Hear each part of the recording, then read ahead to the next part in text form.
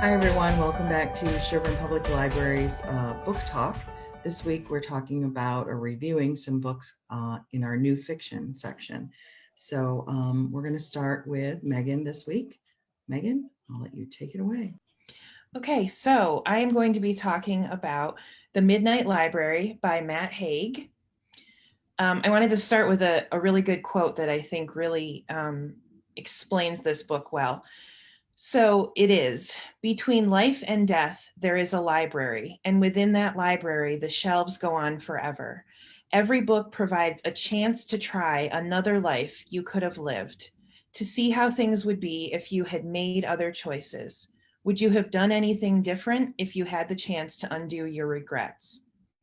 So basically, this book is about Nora, and she's very unhappy. She finds herself feeling like she wants to end her life. And then instead, she actually finds herself in a library. And each book, each volume in the library is a different version of her life and what it would have been like if she had made different choices in her life. So the idea being that every decision we make throughout our life completely begins a new life that we could have had. So in one version, she's an Olympic gold medalist. And in another version, she's a researcher in Antarctica. And in another one, she's a rock star. So basically, she can stay in any one of these volumes, and that becomes her new life if she so chooses. So she has to decide if she would actually be a happier person in one of those lives, and if so, which one she wants to choose. And she also has to confront her own anxiety and depression and really think about what can be changed in her life and what can't be changed. And she has to seriously look at her life and sort of what she finds to be worth living for, and what type of life is worth living. So that's basically the premise of this story. It's a really interesting take on sort of multiple worlds theory.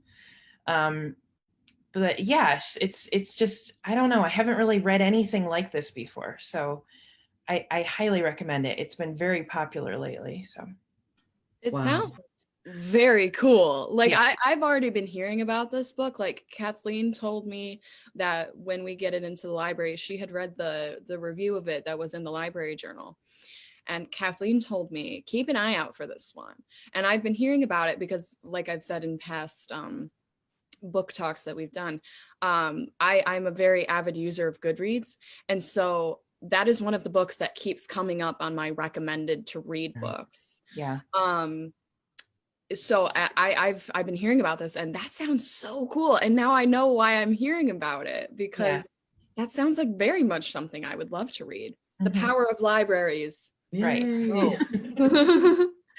Yeah, I love that too. My gosh, that's one of those things that I always think about, is those paths not taken in your life, Right. and what your life would be like if you had taken a different path or made a different decision or chose differently. And wow, that's very appealing to me. That's so cool.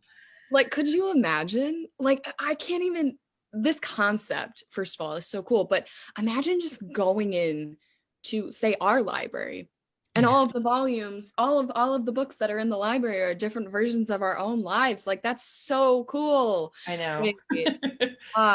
And then go ahead. No, go ahead. Oh no, I was just gonna say, because I often think about those things too. Like I'm a big believer in a lot of things like fate and like what would have happened if like a different decision was made. And a lot of this comes from my being a history person. I often think about, when I'm doing history research, well, what could have happened if this certain historical figure didn't make this decision, right? Right. And the thing that people often cite is, of course, like, what would have happened if Abe Lincoln had never died when he did. Mhm. But this is so interesting when you're thinking about it in your own life, because I feel like a lot of the time you don't always think about the decisions you're making as you're making them, and they could be as simple as, I decided to drink tea this morning. Right. I decided to put this very good Chobani creamer in my tea. I decided to, put these specific pairs of earrings in, and like the butterfly effect that comes from this sort of thing. I was just gonna say that. Yeah, that butterfly effect. Yep. Yeah. It's a very cool concept. It's like time travel without being time travel. Oh, it's so Yeah. right. And we Right. know how we love time travel. Yes, we do. But I was thinking also it kind of plays on that, where there's so many stories in books are like a story that you kind of fall into. And so it kind of plays on that too, where, every story in there could be your story because in the library, every story in the library could be your story because you can just fall into it and read it and be part of it, That's so cool. I didn't even think about that. That's so cool. So it kind of plays on that. It kind of reminds me of that kind of feeling. So oh, wow, this is just such a, I even have a tattoo that says I have lived 1,000 lives, and I didn't even think of that. Like the C.S. Lewis quote, like I have lived 1,000 lives because he's read so many books. right. Like I have that on my body and I didn't even think about it. Ah, so cool. This but it's true, you can live all these lives without going anywhere because you can read a book. So there's your plug there's that plug for reading. So read more books. That one. Yeah, but that sounds wonderful. I really think I need to read that one. I think probably everyone should read that. Yeah. Well, and also the fact that it deals with mental illness too is another thing that makes me like want to read it, because personally, in my personal experience, like I deal with depression and anxiety every single day of my life, right? And one of the ways that I do it is through books. Like that's one of the ways I've done it since I've existed. My mom brought me up on books, and books have always brought me a sort of comfort that other things just haven't. Like so much so that for a really long time I wanted to be a book editor. I work in a library. Like books have surrounded me so much and like have been such a coping mechanism for me that just like the concept of her, like what does she want to live for in the terms of reading books, is just like, let's go. Like I get that premise. I relate. No, that's a good one. I think everyone's going to want to read that now. So hurry up, Megan, and get it over with. So, all right. So I will review the book that I read. It's a contemporary romance, which I don't generally pick up, but I don't know, something about this made me go, I think I like this. It's called Ties That Tether. It's by Jane Igaro. I believe that's how you say her name. It's a story about Aziri, who is a Nigerian immigrant. Well, her family immigrated to Canada, to Toronto, when she was like 12 years old. After they immigrated, her father passed away, and on his deathbed, she promised him that she would marry a Nigerian man because in their culture, there is no other, you can only marry Nigerian. So, of course, that comes back to bite her. She's living in Canada now. She's a modern woman. She's working. And she's gone. Her mother keeps forcing Nigerian men on her, taking her on dates, and she doesn't, they don't, because in the Nigerian culture, the woman has to be submissive, and it's a very misogynistic kind of look at things. And of course, she living in Toronto most of her whole life, life is not that way now. And this is modern, so it's now. So she gets very upset with her mother, who keeps trying to push her into these Nigerian men's arms so that she can get married and have babies. And that's not what she wants. So one night, on a whim, just on a weird coincidence, she meets this man. They have a very instant connection. It's a typical romantic book, but they have an instant connection. They end up spending the night together, which is totally out of character for her because she's a really upstanding young woman, very smart, intelligent, but everyone makes mistakes. So she ends up sleeping with him, and then she leaves in the morning. So she thinks she's never going to see him. Turns out he's starting a new job at the office where she works. So So, it's a typical Of course romantic. he is. Yeah, Of I know. I know. course. But I know that sounds really, typical, but it's really well done. The writing is really good, and it keeps you moving it right along. You love to read it. So there's lots of twists and turns, of course. Her mother is a problem because she keeps trying to push more Nigerian men on her, and she's afraid to tell her mother that she's, likes this white man. Um, in fact, he's really of Spanish descent, and his family is from Spain.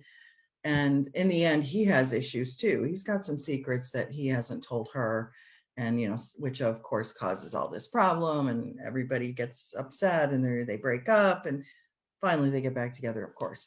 But the whole struggle with the cultures is really interesting, and it doesn't go deeply into depth. Deeply into depth. That's a terrible term. It doesn't go into depth greatly on her culture, but enough so that you understand what their culture is like. And on the other hand, we also get some chapters by the man that she meets, Raphael, who's the one she falls in love with, the white man. And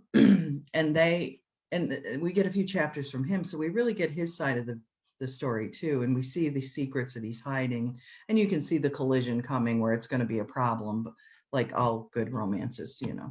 um, but in the end, of course, everything works out, but there's lots of twists and turns. Her old boyfriend shows up, who is Nigerian, and mom keeps pushing him, and she questions herself. Should I, maybe I'm just being, I don't know, so she's caught between the culture of her family and wanting this love that she has for this other man. So in the end, of course, it's beautiful, and everything works out perfectly, but it's different than you might expect. So I highly recommend it. I did not expect to like this as much as I did.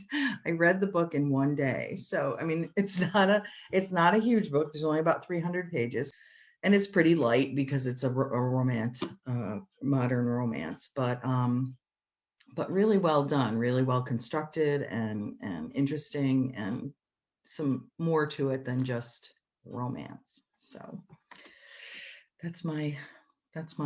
Ties that tether. Who's the author? Jane Igaro. Oh, you can see Okay. it. Is she Nigerian? Yeah, so she's Okay. Nigerian. So it's kind of based. I mean, definitely bases the character on herself because she was born in Nigeria and she immigrated to Canada when she was 12. So so she that part at least she takes from there, and I'm Yeah. sure that she can take a lot of that influence of her culture and use that in her book. I don't know if her mom was quite the overbearing mother that this mother was. It sounds really good. And there's like a reason that romance novels like this, like contemporary romance novels, are popular, is Oh, because like definitely. even though I was sort of getting on the of course he's going to work where she Right, was, right. because that's a common trope from the days of Jane Austen. This is That's such a right. common trope. But like there's a reason why like books like this are so popular, and it sounds really good. And it sounds a lot to me like it sounds like if you enjoyed Crazy Rich Asians, Mm. that you would enjoy this book, because Yeah, there's a probably. similar Yeah, premise there of like culture clashing yeah, and like that sort of thing, which is really interesting. yeah. um I think that's a very, and I think that's a very hot topic in a lot of ways. Our cultures are becoming more diverse, and there's a lot more of people cross culture, and getting together, and marrying, and creating new families. There's just a lot more of that than there used to be, at least in our little town, and everywhere. I think it's kind of a representation of the country, in the way that is happening. Yay. And I don't know that a lot of romance novels acknowledge that as much. So I like that that's part of this, that Yeah. especially the interracial couple Right. And I didn't feel like, oh, she's Nigerian, I can't relate to her at all. She's Right. totally relatable. She's like, it's like you read it and you go, yeah, I totally, that's me. That's the way I would feel. That's what I would be doing. So it really brings that to you, like, oh, okay, so see, we're not so different after all. People are people, and love is love, and things happen, and so it was just really, I really loved that part of it. I don't know, it was beautiful.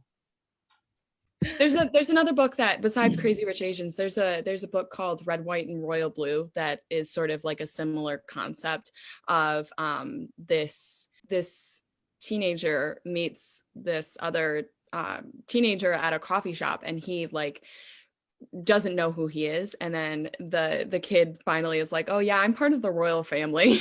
Oh yeah. And the other guy's like, Huh? what? The other thing I enjoyed about it was there's a lot of references to romantic comedy movies and romance movies that, we all know, Bridget Jones and No, I know. As soon as Pride you and were talking Prejudice. about this, I was like, Bridget Jones's Diary. Like, I would probably be really into this book. And and they were quoting things from like When Harry Met Sally, the movie, Oh, yeah.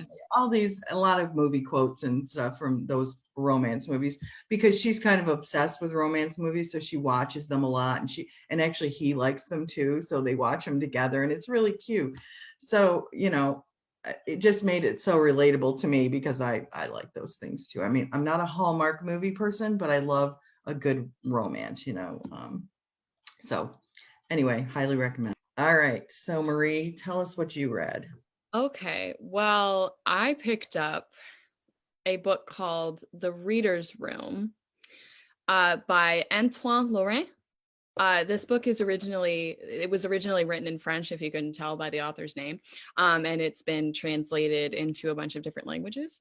But the basic premise is the manuscript of a debut crime novel arrives at a like Parisian publishing house for them to edit and read over and see if they want to publish it. And everybody who is looking it over and like deciding if they want to publish it at this publishing house is convinced that it's really something that they should put their name on. And like, they're convinced that it's so special. They think it's so special that it's in the talks for one of France's highest literary honor, the Prix Goncourt. I took French for 6 years. But the shortlist for the literary honor is announced, and one of the editors at the publishing house has an issue because this manuscript came in with no author name. Like, her name is Violaine. She has no idea who the author is. And she has to sort of, figure it out. And as this is going on, there's also a string of murders that are happening in France, in Paris. And the police are investigating. And what's weird is Violaine is reading through this manuscript, she's noticing that as she's trying to find the author, that a lot of the murders are very similar to the ones that are happening in the crime manuscript, which is interesting, of course. So, and the other thing that's interesting about this is Violaine herself could potentially be involved because she was in an airplane accident shortly before this manuscript came to the publishing house, and she has memory loss. So like, as we find out through the book, she might even be a suspect for these murders, and she herself might be the writer of the manuscript, and we don't really know. So because she doesn't remember. So anyway, so this book is really cool for a lot of reasons. First of all, it's easy to read, even though, as sometimes translated books, especially from French, are, sometimes things get lost in translation, but this book does not have that. This book is very well translated. It's also short, which is nice. It's like 150 so pages, which is cool. So this would be like really easy to pick up and just sit down and read in one sitting. And also, the other cool thing about this book is it's one of those books that includes like It's not just all one novel. Like, it includes letters that are written and sent to each other. It includes text messages that are sent. It includes emails. It includes all of these different things in little snippets. There's not really chapters of this book. It's just one long thing, which is sort of cool. They're split up a little bit, but it's sort of in a weird way. Like, sometimes the emails that you read sent from one person to another are the chapter. Like, it's an interesting, the way that this book is structured is really interesting. So yeah, so this was a cool book. I would highly recommend this book to anybody who really enjoyed, if anybody's read The Bookshop by Penelope Fitzgerald. That's a very good book. And the Grinzy Literary and Potato Peel Pie Society. They have the same vibe, except this has mystery thrown in, which is really, it's a cool concept. I like the thought of it. I love the idea that the murders are happening that are, mirroring what's going on in the book or the manuscript. That's interesting. I don't know. There's some of it reminds me of what Megan's book was, and Yeah. I don't know, something. It's not the same, but it just reminds me of that. The power of books. That's right. That's right. I love that. Seems to be a theme today. Yeah, right. The idea of the emails and the text messages, I don't know. I feel like that's becoming more common, and it just brings things into a more modern realm, and also really puts you into I feel like puts you more into the story than Yeah, just definitely. writing. Does that make sense? Yeah. No, and I totally agree. And the other interesting thing about this is there's some chapters that are literally just snippets of dialogue too. Like, there's nothing clouding them. All you're hearing is like what the people are saying to each other, which is really interesting and very cool. It's like getting a look behind the curtain. Right. And so, yeah, and sometimes that is more interesting or adds a lot more to the book, like you said, it gives you a peek behind the curtain. That's good. That sounds really good too. Gosh, we have so many good books in our library. And of course, these are only 3 of many, many, many that we have on our new shelf. So, I just want to quick talk about Kathleen Erath, who buys all of these books for us. She does such a good job all the time, amen. like finding books for us and making decisions about the books that we want to have in our library. And she always does a really, really good job of picking out Absolutely. books that are, enjoyable to read. So yeah, big thank you to Kathleen. We love her. I will second that. And I also know she goes out of her way to help people find books that are their kind of books. She knows Absolutely. if you come in our library a lot, she knows what kind of books you read and she will help you find them. And a lot of times we'll buy books that are specific to certain patrons because we know that person's going to want to read them. Exactly. So that's an important thing. And that's the joy of a small town library where you've got that personal service. So Kathleen's a big part of that. So she'll hate that we're talking about her, and but we'll make sure she sees it because she needs to know she's appreciated. I was gonna say, I was like, she's probably not gonna see this. She's not gonna know. But then, you know what? We'll make sure. We'll make sure. So anyway, so thanks for listening. Next week, what are we doing? Oh, I think it's children's chapter books next week we'll be reviewing. So tune in for that, and we'll see you hopefully at the library. Thanks for listening.